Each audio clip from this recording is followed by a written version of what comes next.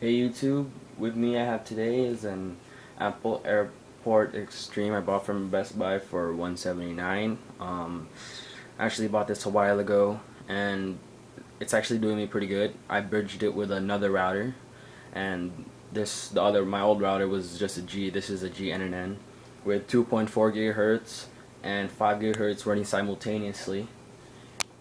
It has WPA and WPA2 Wi-Fi protected access, and wireless security is just a WEP for 40. You can have a 40-bit password and 128. It has built-in firewall. It's approximately about 1.66 pounds, and with this, it's actually a pretty good one. You can see there's nothing really much on the front, just a status indicator. It usually becomes orange, flashing green. It's actually no, flashing amber, flashing green, and just regular green. On the side, there's really nothing. On the bottom, you have the Apple logo and some words and whatever that is. On the back, you have your power, your AC in, USB for wireless printing, Ethernet port in, Ethernet ports out. You have 3 of them. I think I've heard they're gigabit ports, so they're a little bit faster. With this, I was able to run on my G network. I was at least able to run 15 megabits per second on my end. I don't know if this is true because I just checked the status. I was actually able to get 150 megabits per second. When you actually open the box, well, I don't have the box, so what you get is this instruction manual, setup, and your power supply. You have a pretty decent power brick. It's, compared to the Extreme, it's nothing really, not that big. It's actually pretty light, actually. It's actually pretty long cord, regular power brick.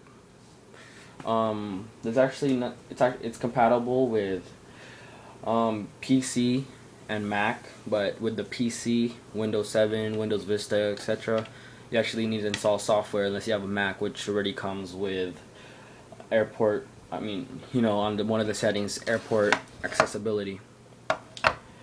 And that's pretty much it. And one more thing on the back.